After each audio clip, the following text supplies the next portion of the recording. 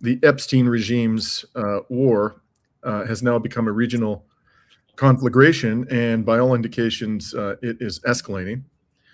The Epstein regime just attacked Iran's oil infrastructure and desalination facilities, and Rami will have more to say about those attacks in the second half of this live stream.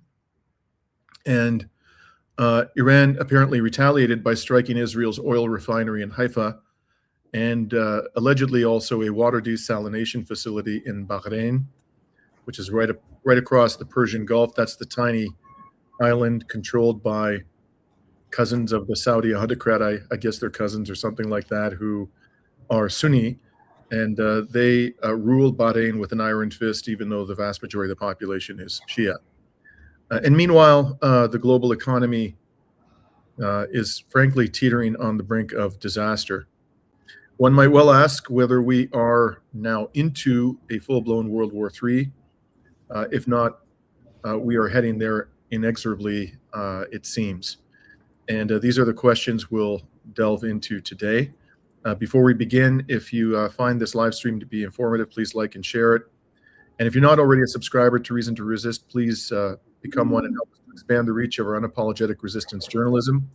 In the last 28 days, according to YouTube metrics, we have added well over 12,000 subscribers. So our message is resonating. Our journalism appears to be of use to our comrades around the world, and that's very gratifying to us. And we would very much like to keep up the rapid growth so that we can defend the truth and the oppressed to the greatest of our ability.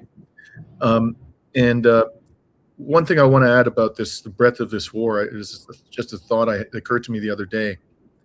I don't remember a time in my lifetime, and I was born quite a while ago,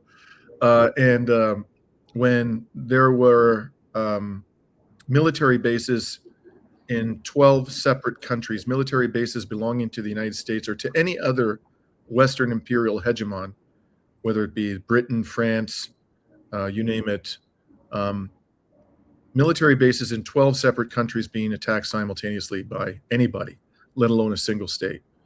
I try to do the list in my head, off the top of my head: Oman, the United Arab Emirates, Kuwait, Bahrain, Qatar, Saudi Arabia, Iraq, Israel, Jordan.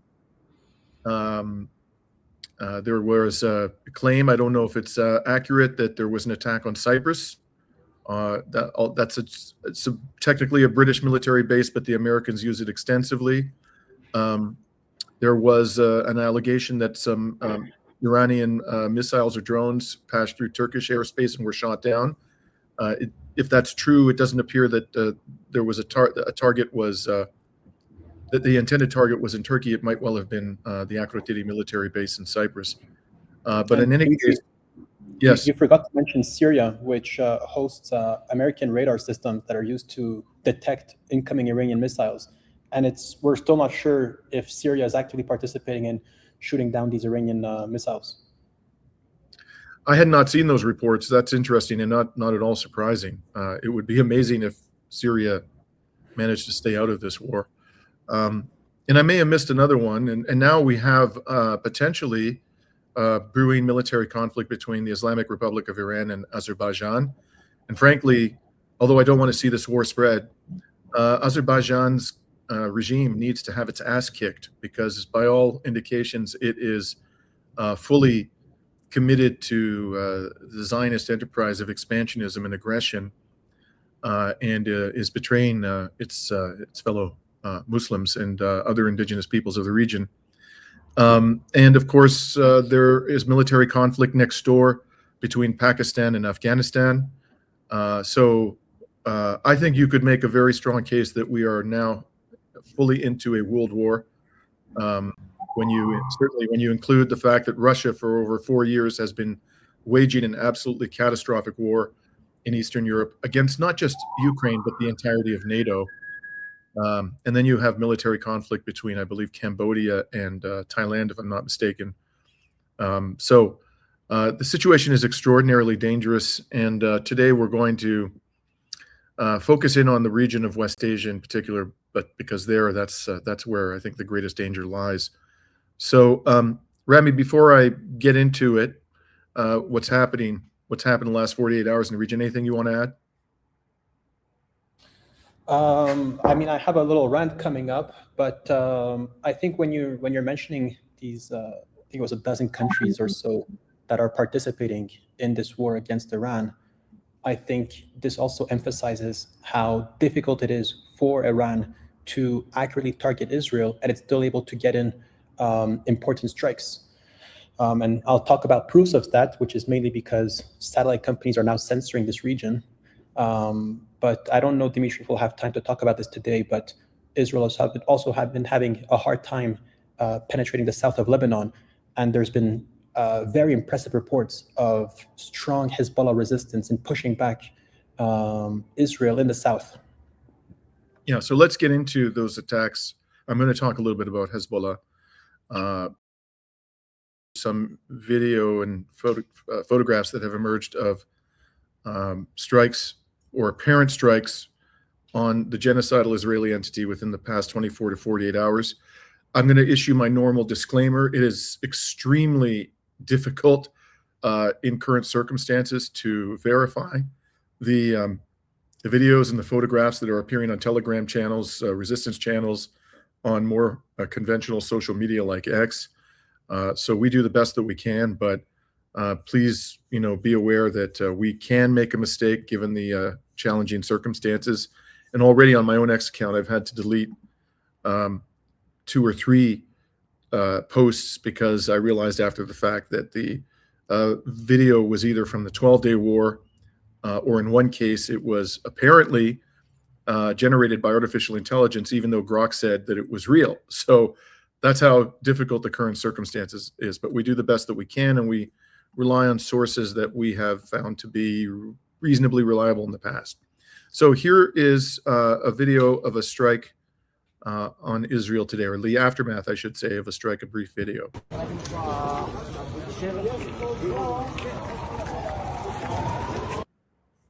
And just show it again.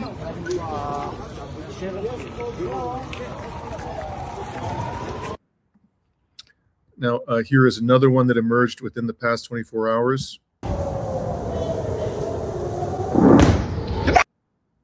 So you don't see an impact, but you hear what appears to be an impact from a missile strike again.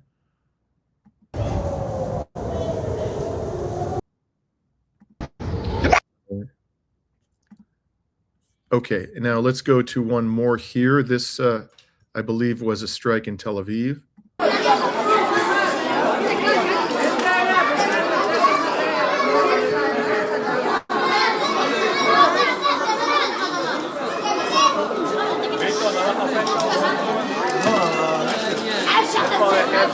הם טוענים שכן אפשר לראות פה את הרסיס, אני לא רואה מאומה. Now, unfortunately, I'm not able to translate what the speaker was saying there, but anybody who speaks Hebrew in the chat, please feel free to translate for us if you don't mind. And here is some video apparently of interceptor missiles going up from, I believe, the Haifa area. And these reportedly, these interceptors were trying to respond to an attack from Hezbollah. And what is really remarkable about this video I'm about to show you is the number of interceptors that they fire off within a matter of seconds.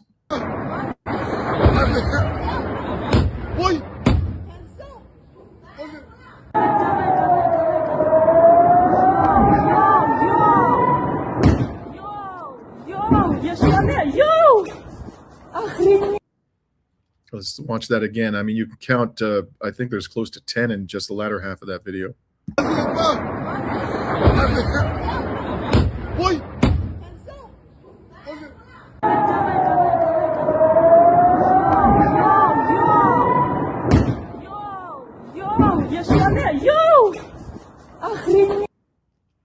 So you can imagine Israel's going to burn through its interceptor stocks pretty damn fast if it is having to expend that many interceptor missiles just to respond to the attacks of Hezbollah. which obviously has a much more limited arsenal available to it than Iran, or at least that's what one would assume. There's also photographic image of an attack, or the immediate aftermath of a missile strike on I believe it's a suburb of Tel Aviv called Petah Tikva. And this was published today on a Telegram channel, Photos Resistance. And the channel seemed quite confident that this was real, and it happened within the past 24 hours. So Iran has also continued to demolish U.S. military assets in the fake Arab countries controlled by the Epstein regime. Here is a video shot apparently by a U.S. soldier at one of those bases. It reportedly shows an Iranian drone striking a defense radar at a U.S. military at the U.S. military base known as Ali Al Salam Air Base in Kuwait.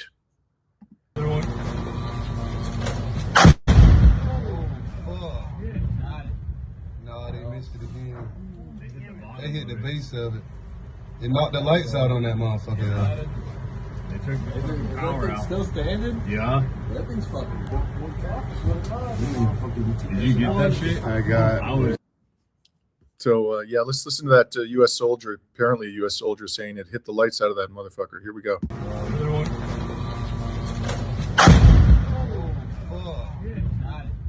No, they missed it again. They hit the base of it. It knocked the lights out on that motherfucker. They took the power out. Still standing? Yeah. That thing's fucking. Did you get that shit? I got. Now, I have to say that I've seen a number of videos like this taken by U.S. soldiers at the bases in the region. It strikes me, as a person who is admittedly not an expert in military matters, that this demonstrates a remarkable lack of discipline on the part of these soldiers, who I think are unaccustomed to a war of this nature.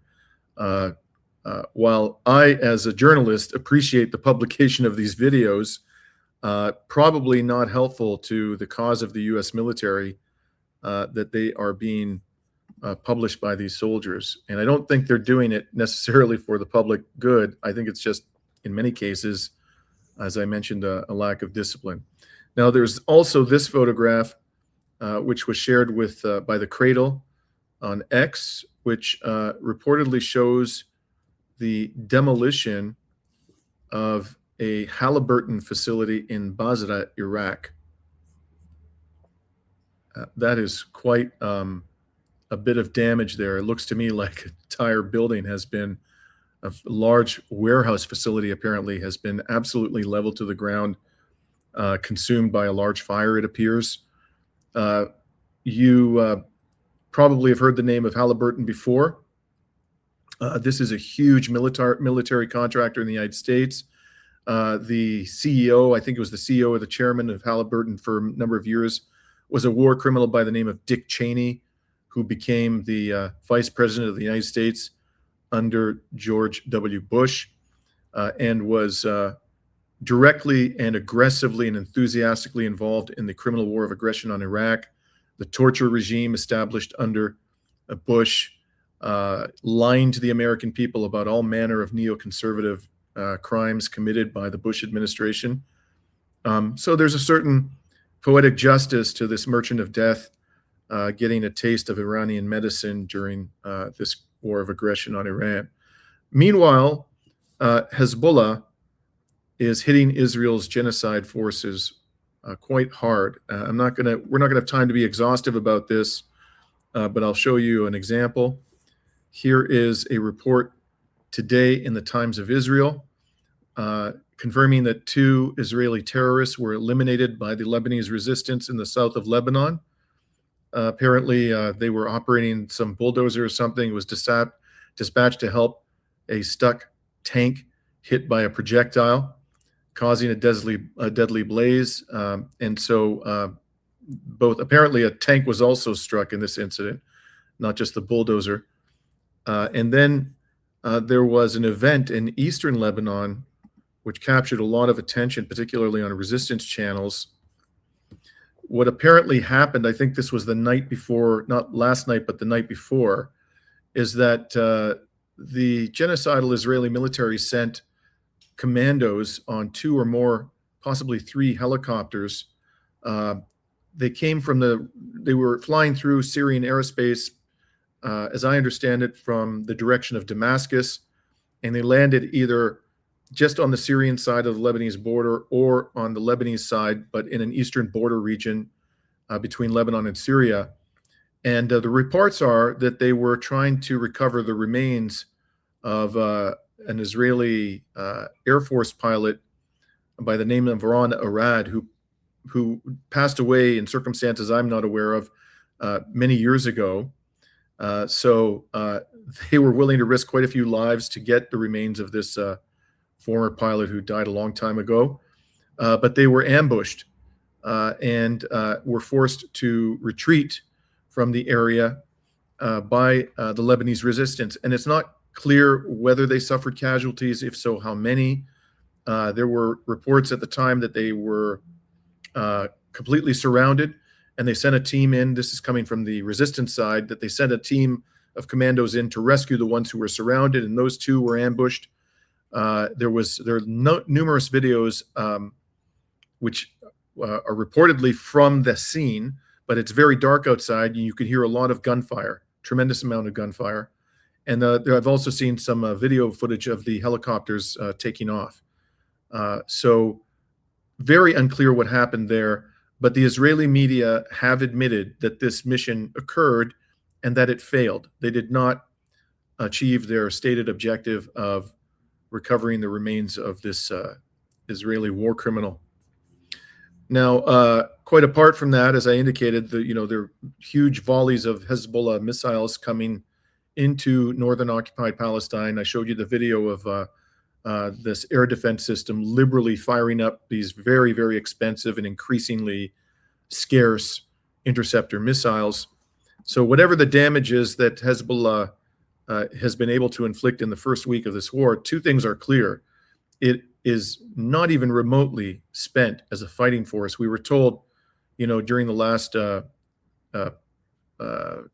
or more of a totally one-sided ceasefire in which the Lebanese resistance restrained itself and Israel violated the ceasefire on an almost daily basis on thousands of occasions, oftentimes multiple times a day, and killed in the range of 500 Lebanese during this so-called ceasefire. Many claimed that Hezbollah was done as a fighting force. I myself began to wonder whether they had the capacity to put up serious resistance after all the blows they suffered in defense of the Palestinian people in 2024. But there's absolutely no doubt in my mind and the minds of others who have been following closely what Hezbollah has been doing over the last week, that this is a very, very formidable fighting force, and that the Israelis are in no position to occupy the south of Lebanon.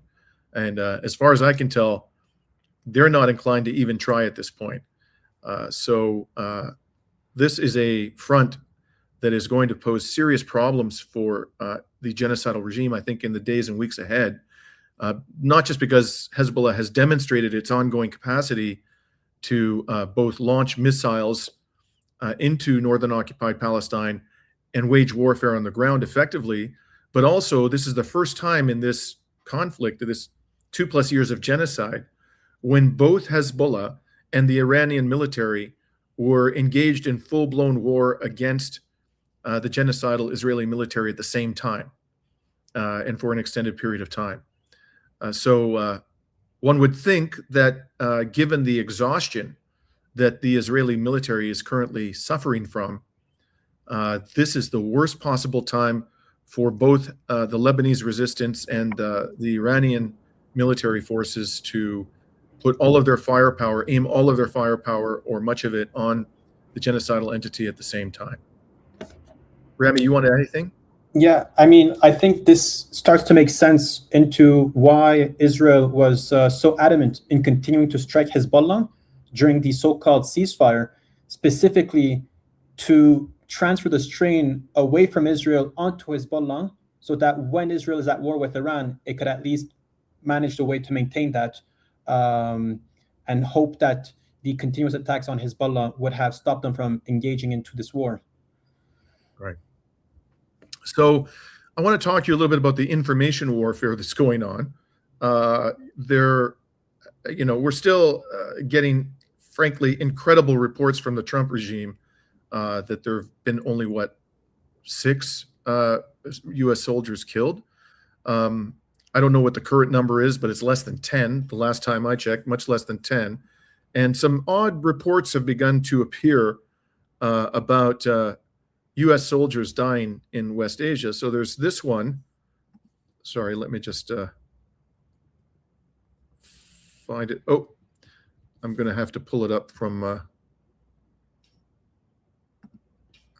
my stock of images here. 1 second, folks. Sorry about this.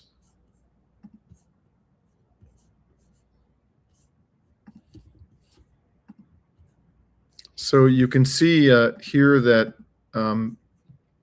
somebody apparently who doubles as a police officer in New York City and as a soldier, I guess he's in the reserve, the U.S. Army Reserve, is said to have passed away on March 6, 2026.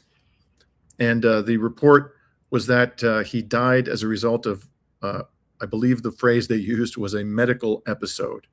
And they didn't provide any more information than that. Now, in the context of these intense hostilities that are happening and these incessant and quite effective attacks on U.S. military bases, we would be justified, I think, in doubting whether the medical episode wasn't caused by wounds sustained in an Iranian missile or drone attack. And then there was a similar sort of mysterious announcement about this individual. I believe this was a post on Instagram, and friends of U.S. Marine Corps Lance Corporal Kevin Melendez, a 2024 graduate of Grapevine High School, has died while serving our country. The military says he passed away earlier this week in Jeddah, Saudi Arabia, in a non-hostile incident. On March 4th, Marines carried his transfer case during a dignified transfer at Dover Air Force Base in Delaware. So given what we're seeing in terms of pathological lying from the Trump regime, I would not attach any importance whatsoever to the U.S. military's claim that he died in a non-hostile incident. Maybe that's true. You know, even serving in military in peacetime can be dangerous and lethal. It's an inherently dangerous activity, serving the military, even in peacetime. So I don't claim to know definitively how this young soldier died. But as I say, I wouldn't attach any real weight to claims that are being made by the U.S. military about casualties suffered in this region, especially when the total casualty count it's giving us is just, it strains credulity, to put it mildly. And then there is this interesting report about a hospital in the region. And you'll see that the largest U.S. military hospital, this is in abroad, and it's based in West Asia, has halted labor and delivery services amid the Iran war. And reportedly, the primary purpose, this hospital does deal with deliveries and labor of pregnant women, but apparently the primary purpose of this particular medical facility is to deal with combat casualties. So now, again, as keeping with the theme of information warfare,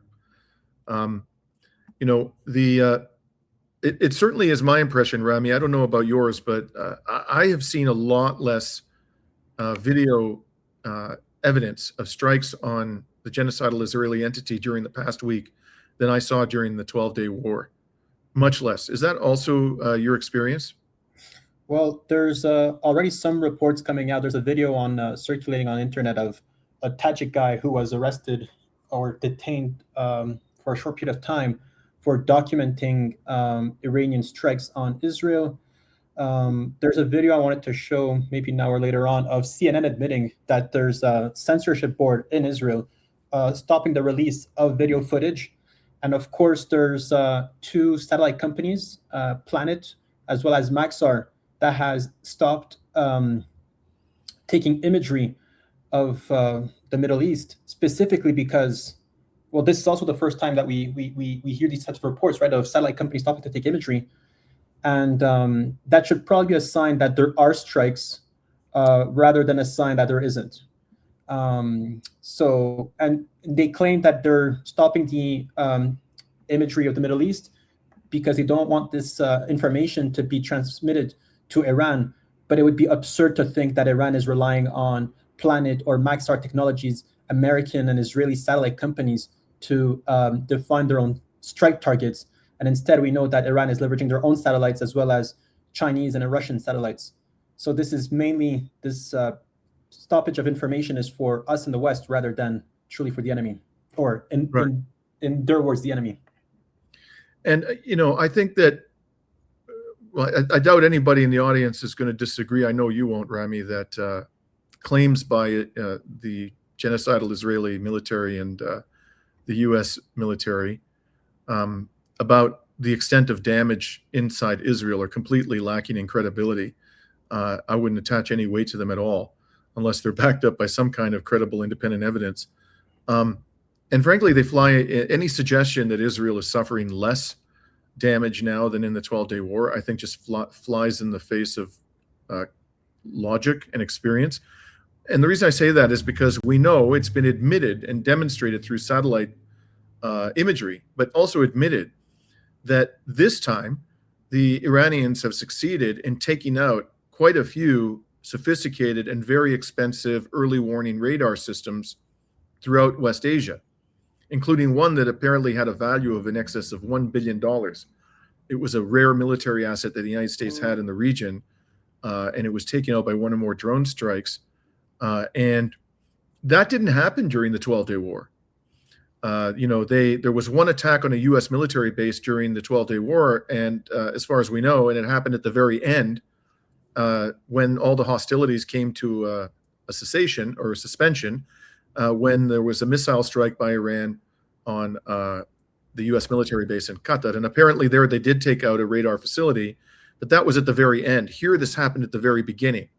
And numerous military experts have commented that the effect of this, and they've observed this on the ground, has been that the sirens in Israel are going off, like a minute perhaps, or even 2 minutes before the missile strikes, whereas before it was 15 to 30 minutes.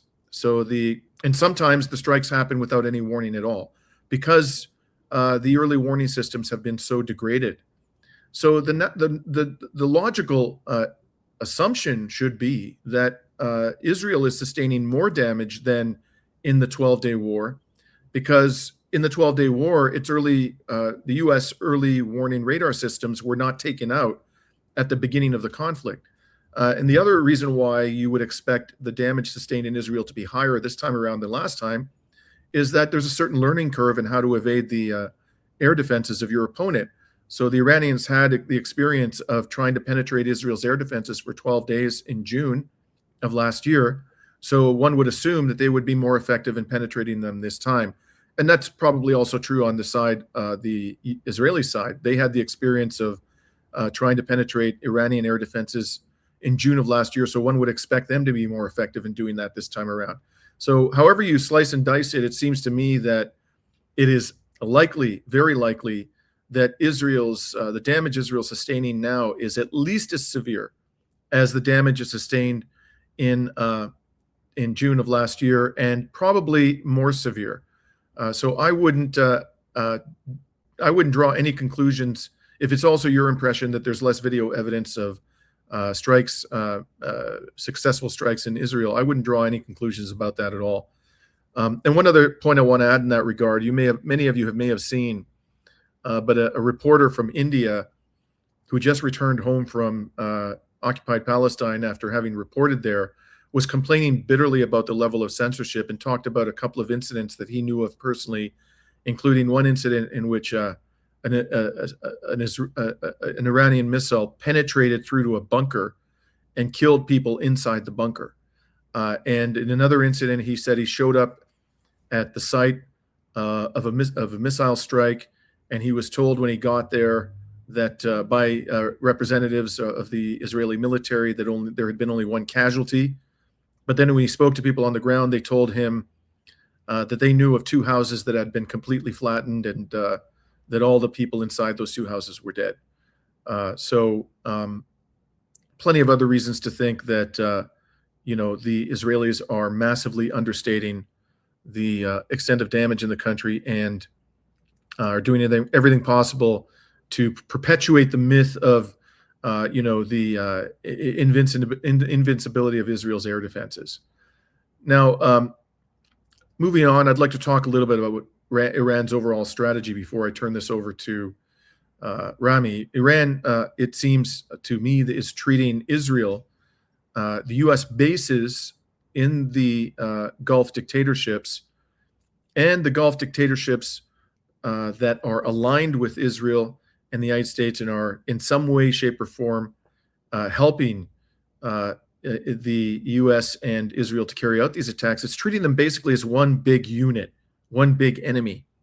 Now, it's true that as a matter of international law, Israel says, or that as a matter of international law, these various entities, whether you're talking about Qatar, Bahrain, Kuwait, Saudi Arabia, and Israel, are separate and distinct and sovereign nations. But the reality, I think, is quite clearly otherwise. Washington basically uses these parts of West Asia as it sees fit for whatever criminal activities it happens to be engaged in at any particular time. And the people who are in charge of these regimes are facilitating those crimes, whether passively or actively. And as I've said many times, Israel itself, I think, is most properly thought of as a gigantic U.S. military base masquerading as a country. So the practical reality is that it is one big enemy. It isn't, a series of truly sovereign states, each of which is, responsible only for its own behavior. Now, one might say, well, the law is the law, and Iran should respect the law. But at the same time, the United States has made absolutely clear that it doesn't attach any importance to international law whatsoever. At least it pretended to in prior years. And to some extent, I think it did try to comply to a limited degree in certain circumstances.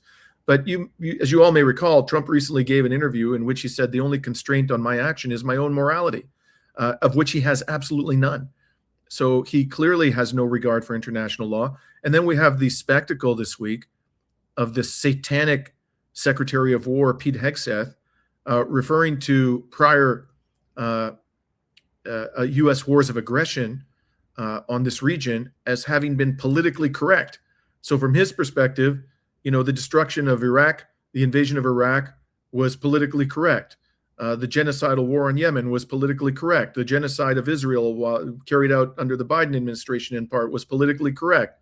The 20-year brutal occupation of Afghanistan and all the atrocities committed there was politically correct. So this character, too, is clearly signaling his complete and utter contempt for international law and human rights. And so if you're sitting there from the Iranian perspective fighting an existential war against the Epstein regime, why would you say, well, I'm going to treat each of these various so-called countries as distinct entities when in actual fact it's just one big enemy? So at the end of the day, I think the Iranians are not going to be particularly concerned about the fact that these states or so-called states have independent legal status under international law. And one other footnote in that regard, here is a report. The Saudis have been denying that they have been facilitating these attacks on Iran. Well, apparently, according to the Islander, he's given us an image of a website that tracks the movement of aircraft in the region. And he reports on X that a U.S. stealth pilot departed Ovda Air Base in southern Israel, forgot to switch off his transponder, and handed the entire world via Flight Radar 24, that's a site that I've used myself on numerous occasions, a live broadcast of the route Washington had just spent weeks diplomatically insisting it wasn't using. Saudi Arabia had told Iran and told Washington that its airspace would not be made available for strikes. Iran's ambassador to Riyadh had personally thanked the kingdom for that pledge. The ink was barely dry. The $150 million stealth aircraft, whose entire operational premise is invisibility, announced itself over Saudi Arabia like a commercial flight to Dubai.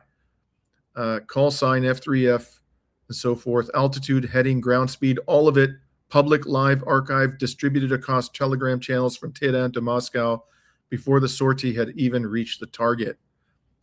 So hard to believe that the Saudis are not in some way, shape, or form facilitating these attacks.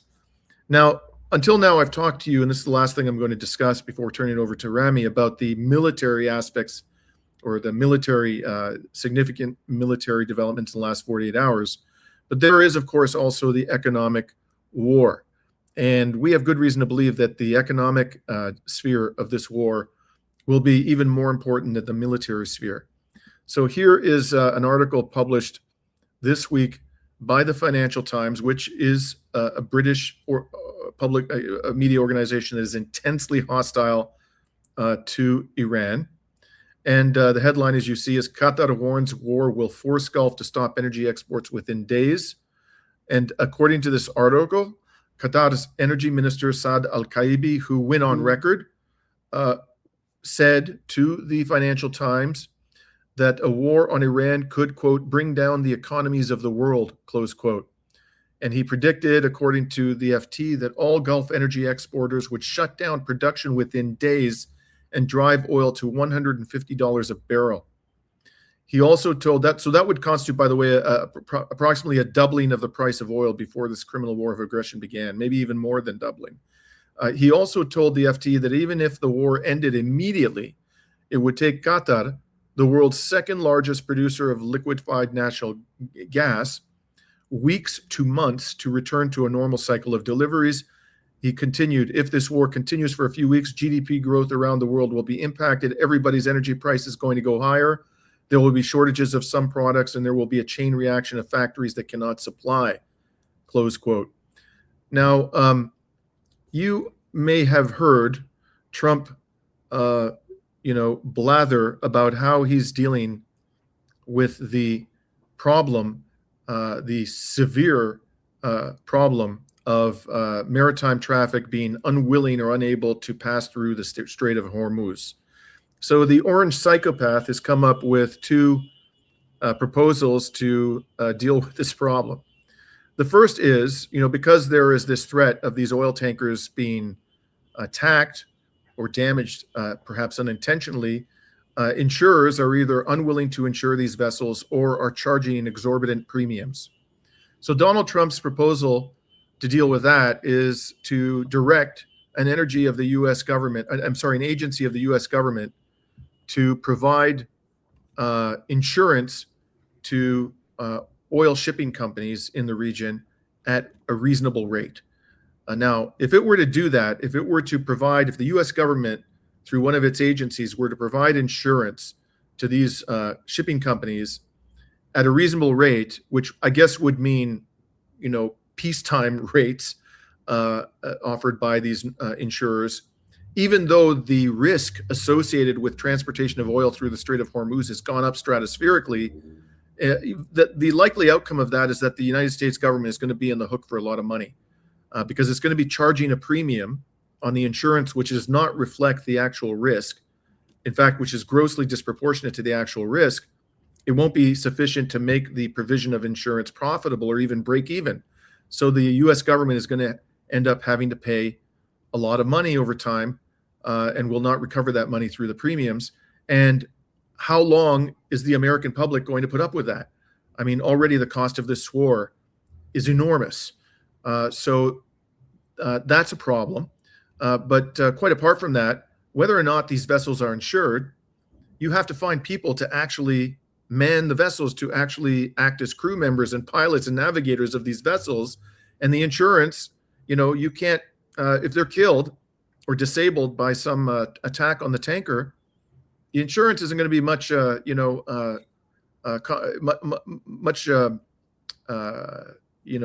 a reward to their family. These people are not, many of these sailors are probably going to be unwilling to work in these conditions at all, whatever the situation may be vis-a-vis insurance. And finally, I think most importantly, the problem with Trump's proposal, he's coupled this proposal about providing insurance at reasonable rates with an assurance that the U.S. Navy is going to escort these vessels through the Strait of Hormuz. And the Iranian military, I think quite understandably, has reacted to this by saying, we strongly encourage the United States Navy to do that. Now, why would they react in that way? Because the Strait of Hormuz at its narrowest point is about 35 kilometers. And all that the Iranian military has to do to inflict devastating damage on any U.S. naval vessels that pass through the Strait of Hormuz is to attack them with drones. I saw a report which claimed that the report was about the U.S. military bombing the Iranian naval base on the Strait of Hormuz. And the report claimed that if the naval base was fully destroyed, Iran would no longer have the capacity to stop maritime traffic through the Strait of Hormuz. This is complete bullocks. It's complete bullocks because the Iranians could sit up in the mountains overlooking the Strait of Hormuz and rain down drone after drone after drone on U.S. naval vessels. These are well within range they would be well within range of the Iranian drone forces. And so it would be literally a suicide mission for the United States Navy to send any significant military and naval assets through the Strait of Hormuz to protect oil tankers. And I saw some other U.S. officials say recently, after Trump made this boastful claim that they were going to accompany these vessels, that the U.S. Navy would do that when conditions were appropriate. So it doesn't sound like that's something they're going to, try to do anytime soon. And if they did, I think it would end in a complete and utter disaster for the U.S.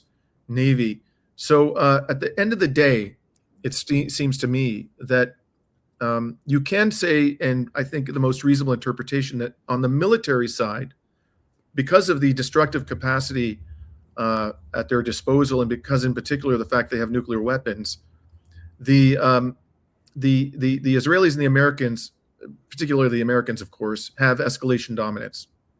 They can inflict, as we go up the escalation ladder, they can inflict much more damage on Iran than Iran can inflict upon them. But when it comes to the economic war, I think it is Iran that has escalation dominance because of the way its geostrategic location, because of its proximity to this extraordinarily important part of the world, with the oil-producing part of the world. And it's not just oil that comes out of this region, which the global economy requires.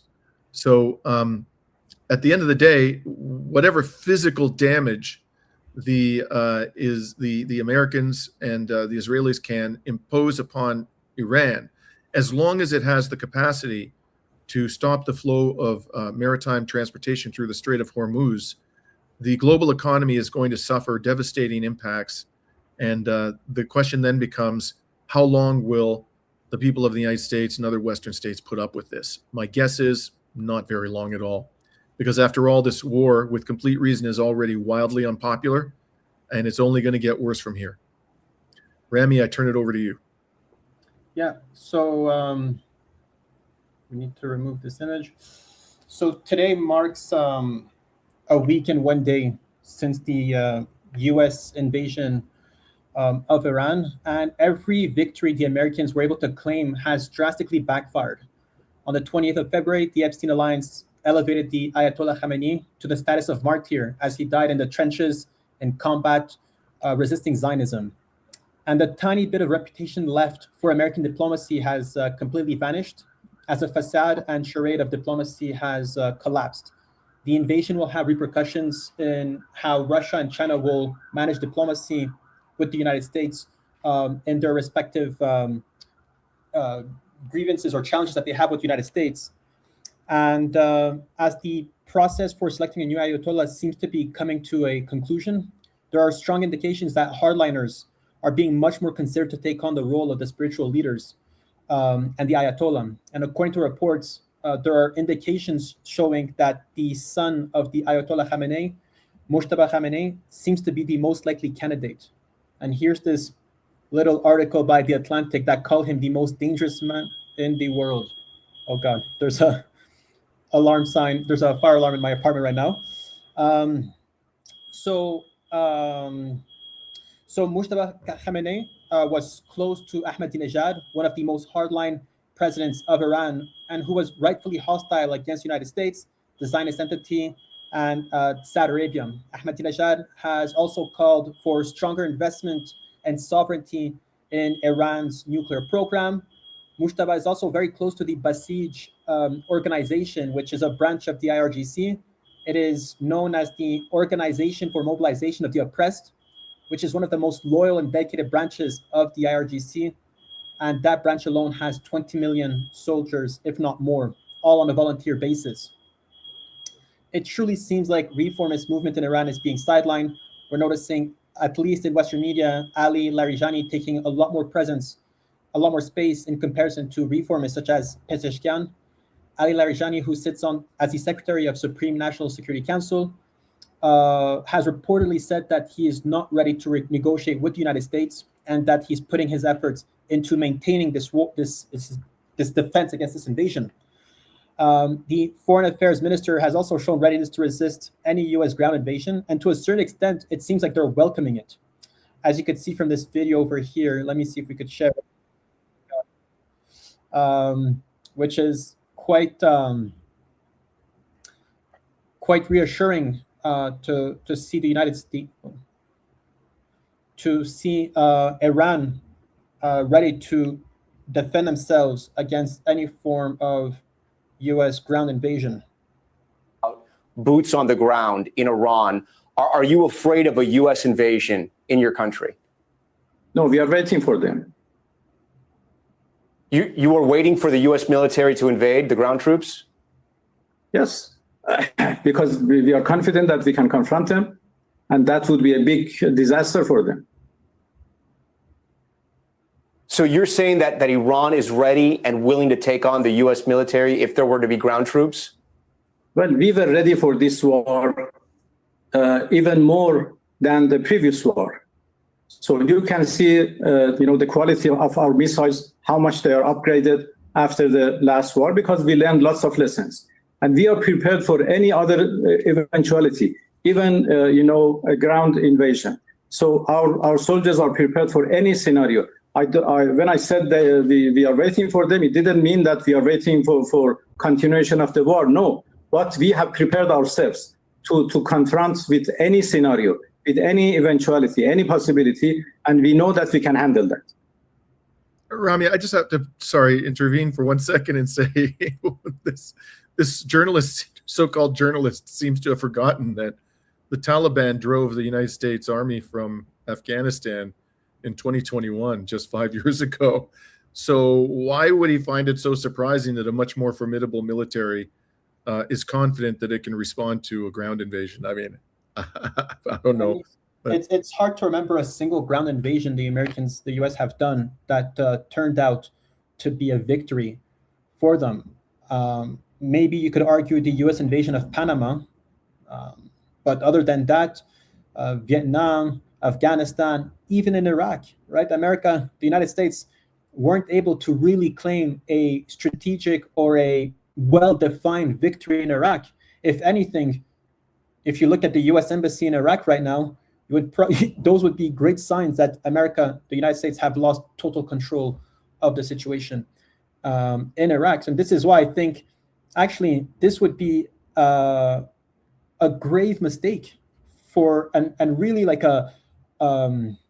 the United States really getting high on their own ego right now of truly thinking that a U.S. invasion, a ground invasion, would bring them any closer to any form of victory in Iran. The United States have been targeting Iranian Navy fleet and ports. According to CENTCOM, 11 ships were downed within 48 hours. There's no official confirmation from Iran, but Iran did acknowledge that some ports and naval bases and carriers have been targeted, namely the Iris Dena, which was a boat, a frigate that was doing military exercises in India, invited by the Indian government, which was expected to have some level of Indian protection as it was doing joint military drills in the Indian Ocean under the protection of India. As soon as it was getting close to international waters, a U.S. submarine sunk the frigate killing 87 sailors, and more than 60 are still missing.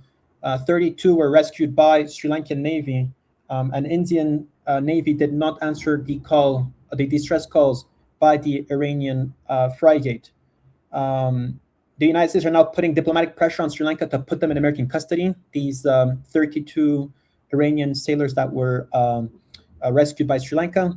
And the attack on Iris Dena puts India and international law to shame, as the Iranian frigate was participating in joint military activities.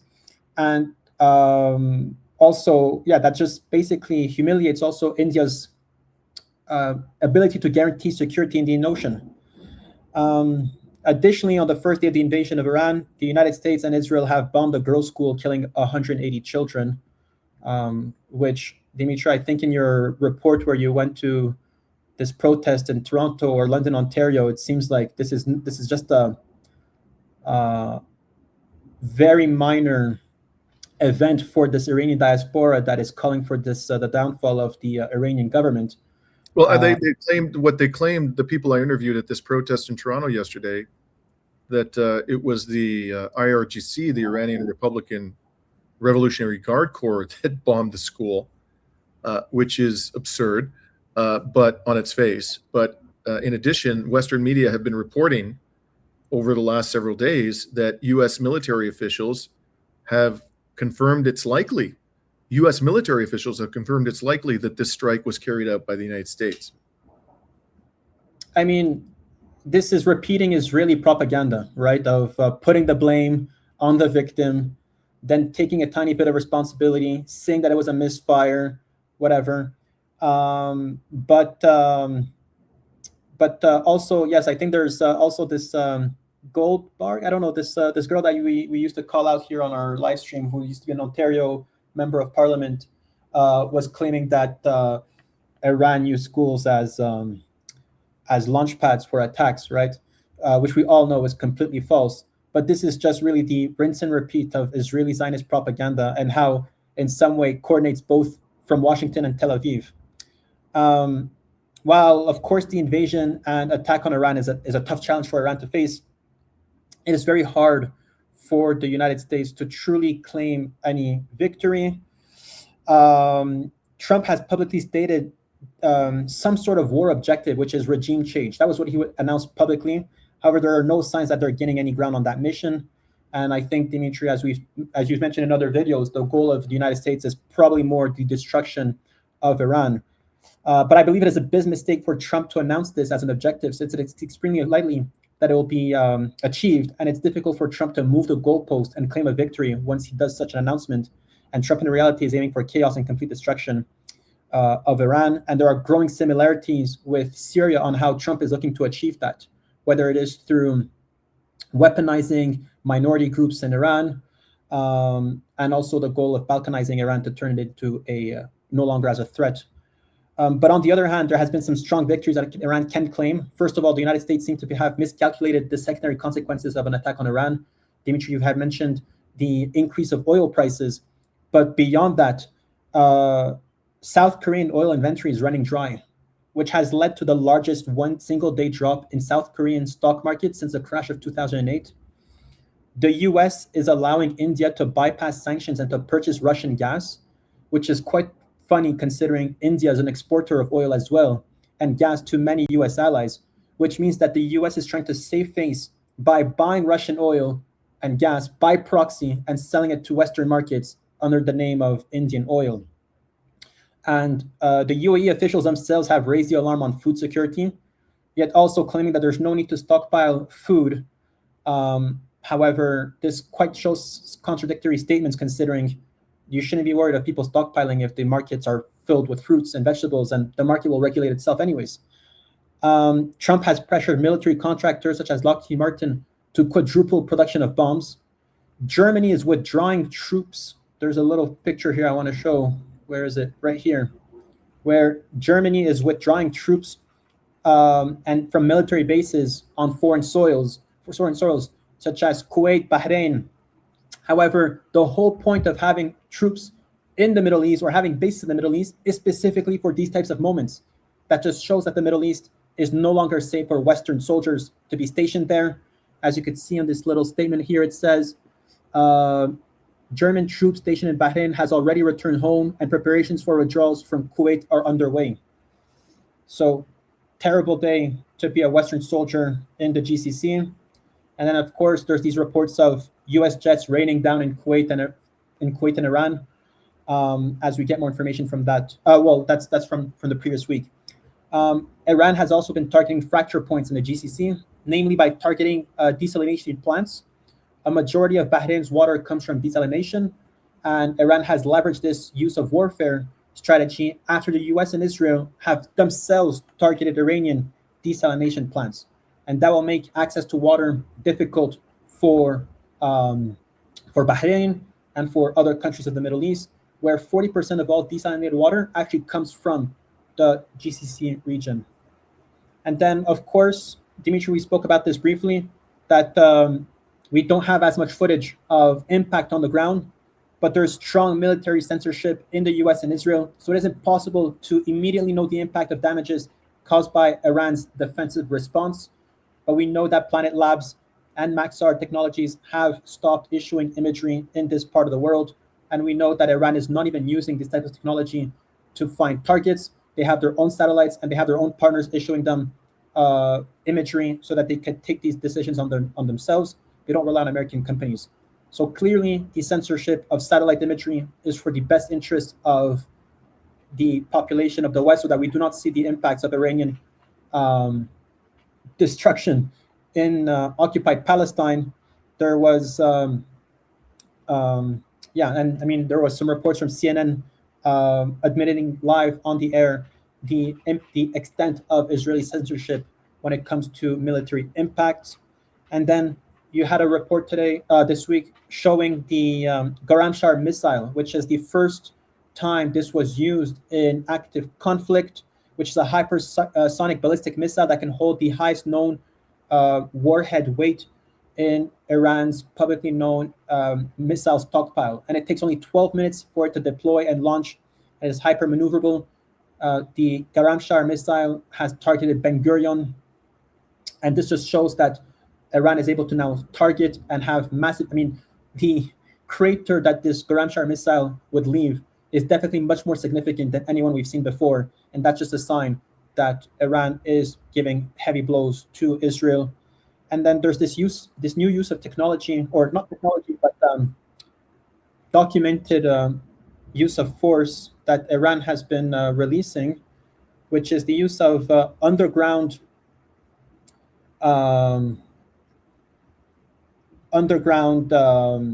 silos to stockpile missiles, and they actually shoot these missiles from underground.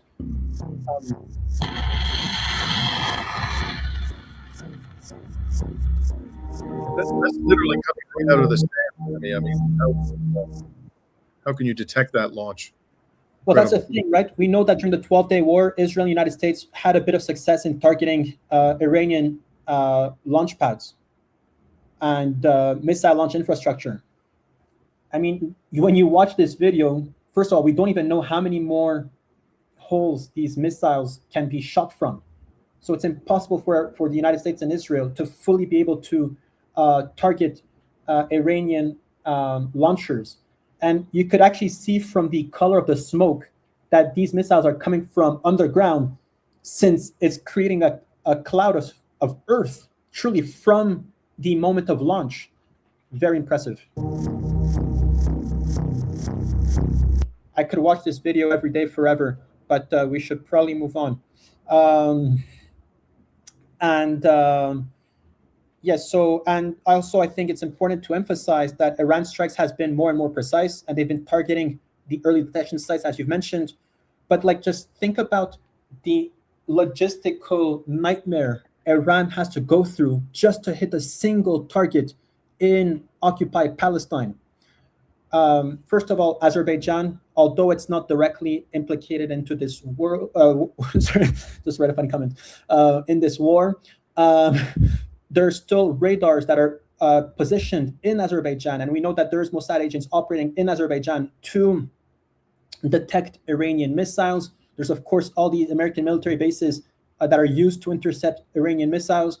There's Syria, Jordan, but also in the Mediterranean Sea, French, British, American carriers are also participating in helping Israel in downing and intercepting missiles. So when we look at the damage that Iran is causing in occupied Palestine, I'm more impressed by what these missiles had to go through just to be able to target occupied Palestine with these liberation missiles. And in a more diplomatic and political sphere, Iran has also shattered the illusion forever of Arab solidarity with Palestine. This illusion of this Arab-Israeli conflict, which has never existed, has completely shattered forever. I'm talking with my own networks of Palestinian friends. Some of them used to be kind of ambiguous when it came from Qatar. They're thinking Qatar was actually in support of Palestine. Now the allies of Palestine have been exposed. It is the Ansarullah movement that is governing Yemen. It is the Kataib Hezbollah in Iraq. It is the Iranian government and the brave resistance in the south of Lebanon. And we also need to emphasize that Iran has exposed that Arab governments in the United Arab Emirates, in Saudi Arabia, and Qatar and Bahrain are willing to intercept missiles at the expense of the safety of their own population, as debris from intercepted missiles are collapsing into the UAE. The Arab people in the Gulf are suffering on behalf of Israel, and that just shows which allegiance these Arab leaders have taken, and it's always at the expense of their own population. And Iran has also shattered the illusion that security in the region will come through force, will come through the presence of American soldiers, as the countries with American bases are the ones being targeted, and security in the Middle East will come through through collaboration with Iran. So that's, I mean, there's more things I would love to talk about, but we don't really have time. Namely, Hezbollah's ability to resist in the south. They've been impressing the entire world right now. And also, I think it's important to kind of draw a comparison into how Syria, the Syrian model, I believe, is being kind of mimicked, possibly into causing chaos in Iran forever. Although I'm sure the Iranian government is ready to push back on any form of division in Iran. That's my round. Thank you, Rami. You mentioned at the outset Mojtaba Khamenei, the son of the assassinated Supreme Leader Ali Khamenei, having been or being adjudged to be the candidate to succeed his father. There is a report, somebody in the comment section said that there were reports that he had been killed in an airstrike. Well, the Israeli media, I checked what the current status of this is. This is a report in the Times of Israel yesterday, and it says that Israeli authorities believe he was still alive and wounded after targeted in strikes earlier this week. If that is true, that he was wounded but is alive, that I think is a disaster for Israel, because it will only enhance his esteem amongst, I think, the Iranian people and his legitimacy. The fact that he almost paid the price with his life, but managed to emerge as the leader of Iran. We'll see what happens and whether this report is even correct. I'm not sure about that, but I think this is like the worst possible outcome for Israel. That they've already killed his wife and his child. So You're talking about the supreme leader, or you're talking about the son? The son of Mujtaba. They killed one of. I mean, they killed his wife in the strike that killed the Ayatollah Khamenei. So he already has strong. I mean, he obviously, just like any Iranian does, but there's already blood spilled in his immediate family. It's absurd to think that that having Mujtaba Khamenei as the Ayatollah would bring any form of peace for the United States. You're here. Now, one other thing I want to touch on, because you raised her name in your rant, this former member of the Ontario legislature here in Canada, Goldie Gamadi. Yesterday it was brought to my attention by a follower on X that this lunatic recently put out this post. Mosques in occupied Iran are hubs of terrorism. Burn them down, bomb them. So I responded to this when it was brought to my attention on X by tagging the Royal Canadian Mounted Police and the Toronto Police and asking why they had not arrested this terrorist. I just ask you to imagine that this was put up by a supporter of Palestine, and it said synagogues in Israel are hubs of terrorism. Burn them down, bomb them. I have no doubt that that the federal police, provincial police, municipal police, and or the Canadian Security Intelligence Services, Canada's intelligence agency, would be at that person's door within 24 hours. But in this country, you can get away with this type of twisted psychopathic commentary in the public domain